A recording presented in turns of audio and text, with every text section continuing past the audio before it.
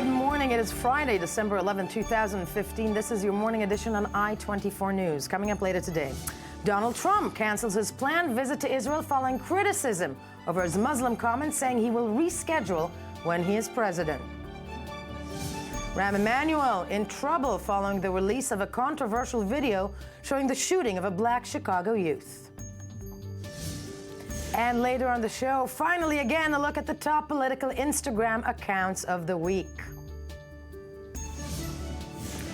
Good morning, I'm Yael Lavie, and we begin with the man who has an opinion about everyone and everything, Republican presidential hopeful and current frontrunner Donald Trump. The controversial frontrunner canceled his scheduled trip to Israel in a tweet yesterday. Trump, who's leading in the polls in double digits, lit a firestorm with comments criticized by many as being anti-Muslim. Now, announcing the cancellation online, he said he was postponing his planned trip at the end of the month until after he is president. He later told Fox News it was because he didn't want to put pressure on Prime Minister Benjamin Netanyahu. Trump's call for a ban on the entrance of Muslims to the U.S. brought on a wave of criticism, but a jump in the polls. Claiming American security is more important than being politically correct, Trump is not backing away from his statements. Now, the swift reversal on the Israel trip exposed a rare crack in Trump's resolve. Let's first take a look at Gabi Weiniger's report about the tensions that it might have caused that visit and the cancellation. It's one of the most disputed holy sites in the world. The Al-Aqsa compound in Jerusalem, also known as the Temple Mount to Jews, has been the epicenter of the latest eruption of violence in the region. Visitation and prayer by locals and leaders alike have sparked violent outbursts throughout the ages. Preventing additional outcry may be one of the reasons Republican presidential frontrunner Donald Trump made the surprise announcement he will no longer be visiting the Holy Land.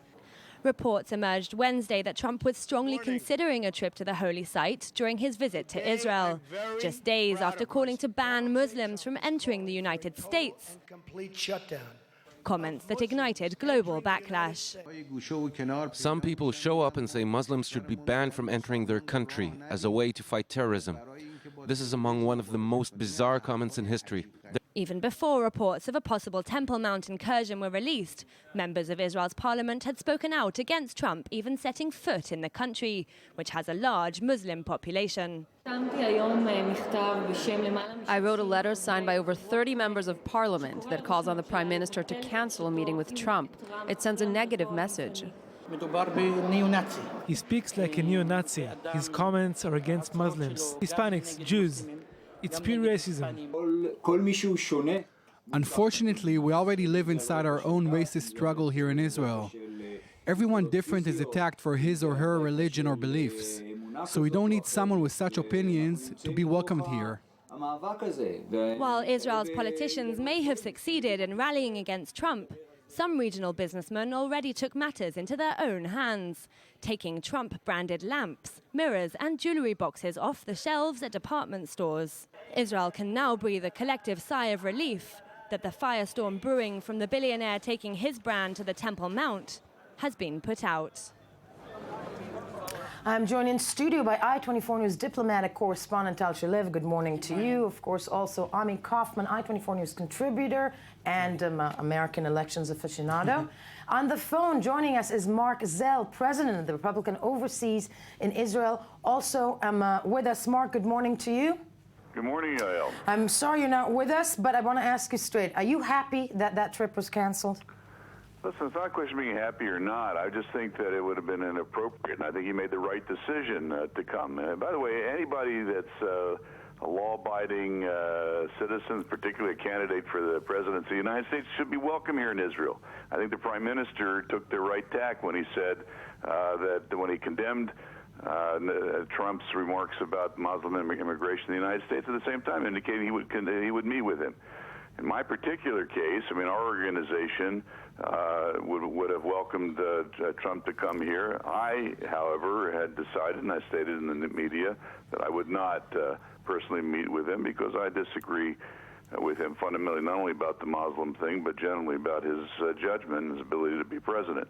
But when it comes to the Republican Party, I want to ask you this, because the poll numbers, apropos those remarks, and you sat in the studio also, apropos those remarks, supposedly are going high. Is this, that anti-Muslim banter, is the only way to call it, is resonating, though, with voters. Well, okay, let's be a little bit more accurate about this. First of all, Trump is, there are signs now that Trump is in trouble, okay? I know that's going to sound a little bit odd to your panel there, but he has lost his lead in Iowa, according to the latest poll, to Ted Cruz.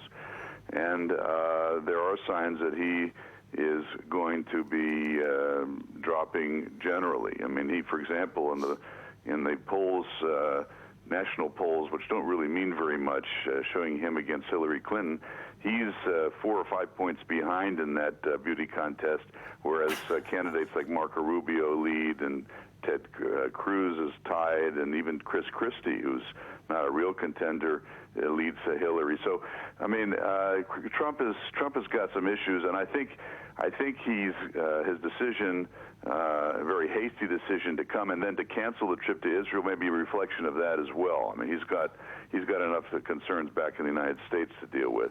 The business about this issue resonating, this Muslim ban is resonating with the public and the Republican Party, that's also overstated. I mean, people are angry, particularly after the outrage in San Bernardino and the Paris attacks and so on. They're looking for answers, and they're looking for simple solutions. This one is a wrong solution. It's not well thought out. But what does have to be said is that the United States policy generally in enforcing its immigration laws is greatly lacking, and something needs to be done about it. And the idea that the President of the United States was going to let in 10,000, 100,000, whatever, Syrian refugees without any particularly effective vetting system was wrong, and the public is angry about that. But the solution that Trump suggested was just off the wall and was unconstitutional in my view, certainly impolitic, and not in any way. I'm glad you're stating it as such, Mark, if you can stay with us. But I want to talk, before we look at the mechanisms in Israel, I want to talk a little bit about those poll numbers. Ami Kaufman, the poll numbers as they're showing right now, and granted, some of these polls were done before Mr. Trump made his remarks about the Muslim community. They last about 3 or 4 days, so most of the polls were done before. We do have one poll, which I think is one of the latest polls. If we can see these numbers up, showing Trump. I just want to show the margins. Right. I just want to show the margins of the polls that we have. Trump at 35%. Yeah, which is why I kind of disagree with what Mark is saying here, that he thinks that Trump is in trouble. Okay, there is that single poll right now in Iowa, but there have been fluctuations before when Trump has been a bit down and a bit up. Look at this poll. He is leading comfortably above Cruz, 35-16. That is not a person that is in trouble right now. By the way, and we're waiting to see what will happen in the next poll after these remarks that he says about the proposal of the Muslims, banning Muslims from entering. Right. He's had incendiary remarks before, and they've only boosted him even higher. So we could also see a surge in the polls just because of that. So I think it's a bit too early to say that Donald Trump is in trouble. Let's wait. I was about to say maybe we should take a look at next week in that respect. Tal Shalev, back to the cancellation of the tweeted cancellation of the Trump trip. I love that you're with me on this one. I'm theorizing. Did this come also due to pressure from the Israeli administration? Well, the Israeli Prime Minister's office denies it has any connection or was in any contact with Trump's campaign regarding his visit. But it is clear that the fact that he canceled the visit saved Netanyahu a very big headache. And we will probably learn about the background and what exactly happened behind the scenes in these 24 hours in the upcoming days and weeks. But if Trump would have come, it would have put Netanyahu in a very, very sensitive hot spot in 2 respects, actually. The first one is Netanyahu and American politics to begin with. Right. Netanyahu has to be very cautious about any support he is given to any candidate. He has Republican candidates who I assume are going to be starting to fly over to Israel over the course of the next several weeks. Well, we already had one wave of Republican candidates visiting, and we are expecting another wave to come forward in the upcoming weeks before the primaries. But Netanyahu has to be extremely sensitive about this. But the other other thing has to do with Trump's comments themselves. Netanyahu himself had a very controversial comment on the eve of the elections in March, in which he talked about the Arab voters going out in droves to vote. And Netanyahu Which supposedly helped win his election. Yeah. Who supposedly helped win his election, but he has been trying to distance himself from that comment. Unlike Trump, who refuses to denounce his own comments, Netanyahu clearly, very quickly, tried to distance himself from those comments, and he doesn't need this handshake to remind the world, and especially the American public opinion, who took those Arab drove comments very seriously. He doesn't need to have an event that would highlight that. So I think that Netanyahu is definitely relieved that this visit has been canceled. No, that this visit has been canceled. But as you mentioned, Trump not distancing himself from these comments. And we're also joined on the phone from California by attorney and doctor and blogger Orly Teitz. Orly, good morning to you. Good morning, and Hanukkah Sameach. Hanukkah Sameach to all of us. I'm asking because I'm glad you're on our show. I saw you speaking yesterday on an Israeli show. You are a Trump supporter. And I'm asking you, when comments as such come out, do you think, has your support for him changed over the course of the last 24 hours? Well, let me tell you that Trump supporters, and as you know, there are a lot of them, they support Trump mostly because of his stance on economic policies. Trump is quite different from all other candidates, as you know. And Trump is stating that his campaign is a movement, and it's truly a movement. When you see somebody like Hillary Clinton having a hard time getting 100 people in a room to hear her speech, and Trump packing stadiums of 10,000, 20,000, 30,000 people, you can understand. But can you also, Orly, I'm sorry to stop you, can you also argue that maybe because he's giving a show? In many ways, with things that Trump has done. Oh, no, absolutely.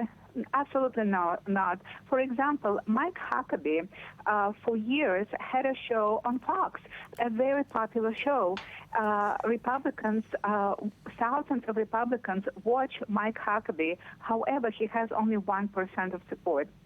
What makes Trump very different is his stance in terms of illegal immigration. He was the one who raised this issue, and we have an extremely serious problem in the United States of America today, in that we have millions of people easily crossing the border from Mexico. According to government surveys, we're talking about 11 to 12 million people. According to other sources, such as former ambassador of Mexico, we have 30 million people who are here illegally.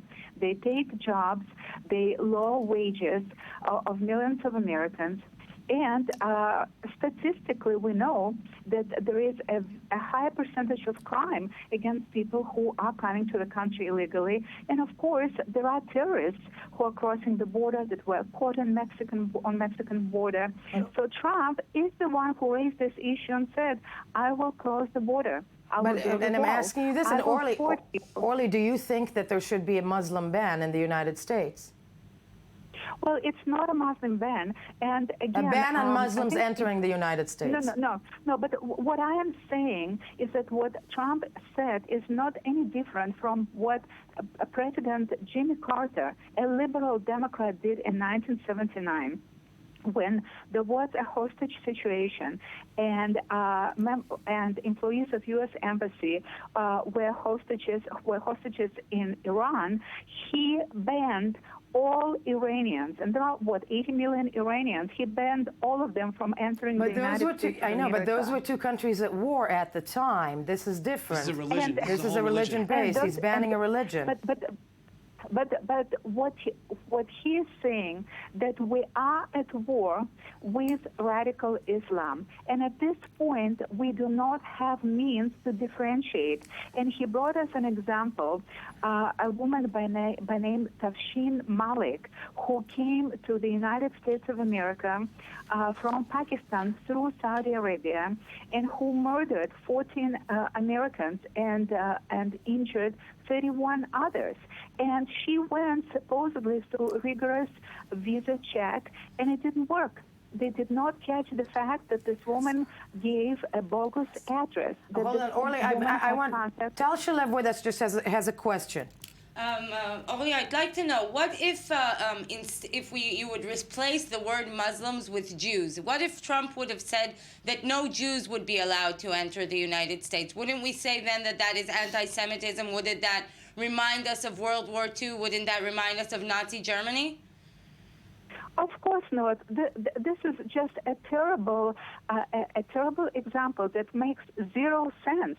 During World War II, Jews did not slaughter Germans. They did not murder Germans. But not all Muslims. Hold on. But so first of all, you cannot compare Jews during World War II to Muslims today. We are. Only if you've seen the pictures of refugees. There are thousands of refugees, children, dying on the shores of Europe right now, okay? Dying on the shores of Europe right now, trying to find a safe haven and they're Muslims, and they're being killed in their own country. I mean, essentially, are all Muslim terrorists? That's the question. Well, first of all, if we're talking about Europe, a lot of people are flooding Europe, and many are drowning, trying to enter Europe because of the most idiotic policies of Angela Merkel, who stated, "We're going to accept everybody. Our borders are open." And if you look at statistics, more than half of refugees who are entering Europe today are not even from countries that are at war. There are Pakistanis, there are Iranians, and there are people from all over Africa. And Merkel created a crisis in Europe because of her globalist stance and her globalist policies of opening the borders and bringing cheap labor.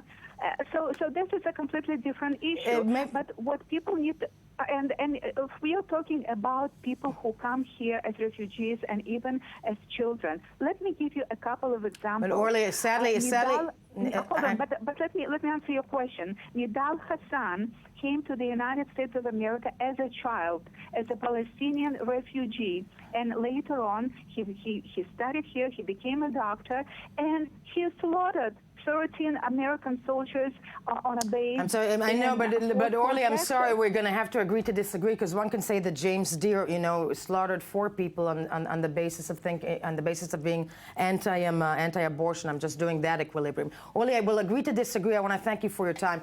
Ami, yes. Yeah, this rhetoric that we're hearing from Dr. Orly Teitz is basically the reason that Trump is rising so high. There's a big similarity also to what Tal Shalev mentioned about Netanyahu, talking about the Arabs going to droves. Yeah. It's fear-mongering, and the fear-mongering works. The fear-mongering brings people to the polls, and the fear-mongering makes people scared. And the numbers from this poll, from this New York Times poll and CBS polls, which we also saw, Trump rising. But they asked some very interesting questions about how Americans feel. How concerned are you about the threat of terrorism against Americans committed by terrorists entering the U.S. from other countries? 59%. How concerned are you about the threat of terrorism against Americans committed by people currently living in the U.S. who are inspired by foreign extremists? 63%. Do you think the militant group ISIS is a threat to the security of the United States or not? Yes, 70%. And they think that Trump is the best to deal with it with 40%. Fear-mongering, that is what's working now. And in that respect, just there is a notion that what Trump is doing is actually assisting the ISIS cause, because at the end of the day, it increases polarization inside the American society, and Muslims in the American society will be feeling marginalized and might be prompted to join these radical ideologies and to follow them. What ISIS wants is exactly that, people be afraid of Islam. That's what ISIS wants. Mark Zell, I don't know if you're still with us on the phone, Mark, and I'm glad that you are. Wouldn't you agree that this is fear-mongering? Well, look, there is, I've said it and I'll say it again, Trump is a demagogue and a megalomaniac. And that's one of the reasons why I don't think he should be president. But I think one of the things I would do, and I'll do it here right on your program, is call upon Donald Trump to disclose to all these American supporters of his, including the caller that you just had from California, to disclose all of his business contacts with Arabs and Muslims in the Gulf states and throughout Saudi Arabia. I mean, this is something that nobody has called the candidate out for. On one hand, he makes these outrageous statements about. Is the Republican Party calling him out on this? On the other hand, he's got intimate business contacts with billions of dollars with potentates from Saudi Arabia and the very people who are supporting the ISIS in Syria. I mean, it's something incredible. Well, nobody's asked them about this, and I think they should. And Mark, do stay with us, though, because we have to move along. Speaking of those, connections, but that said, not just in Israel, there's also, in a planned trip, or if you were planning a trip to the United Kingdom, in the UK, a petition calling for Donald Trump to be banned from entering the country has reached 500,000. That means it's going to go to Parliament. It's going to be debated. And joining us now from London is I-24 News European correspondent Jonathan Satchadati. Jonathan, 500,000 signatures on that petition. What does that mean, though, to begin with, technically? Well, that means it's the most popular petition ever on that government website. It's actually passed the previous record of 446,482 signatures. Anyone can start one of these petitions on this special government website. After 10,000 signatures, it triggers an official government response. And after 100,000, a government committee decides whether it will be debated. And that will be a decision made next month. So obviously, there's this great strength of feeling here in the United Kingdom against what Donald Trump has said. Against what he has said, is it resonating, though? I mean, can he be actually banned? I'm asking about the technical procedure. It goes to Parliament. It's going to be debated. Is there a situation that we're looking at that the presidential hopeful nominee is banned from entering a country? Well, firstly, that debate itself isn't a binding thing, right. But there is a provision within UK law to ban people from entering the country. It's been used before, controversially, of course, in cases including so-called hate preachers coming into the country, usually people who are a threat to community cohesion or actual safety of citizens and security of citizens. So it is very controversial when it is used. It would be just as controversial in this example. And you can't forget that Donald Trump actually does come to the UK. David Cameron, the Prime Minister, has, of course, sidestepped this a bit by saying it's a hypothetical question whether Trump would be banned because there is no trip planned. But in actual fact, the Daily Telegraph newspaper has found out that Mr. Trump was due to visit in the summer. He has a golf course interest here in which he invests a lot of money as well. So there is money going into the economy of Scotland from the Trump coffers. And so all of these questions are swirling around in a debate over whether or not these comments, which have been taken as being outrageous by the majority of Great Britons, right, could in fact have him banned from the country. And if he was banned from the country, whether or not the country wants his money, even if it doesn't want his actual presence here. His actual words. Very valid point. Thank you, Jonathan. All my esteemed colleagues on this item, and of course, we're going to move along.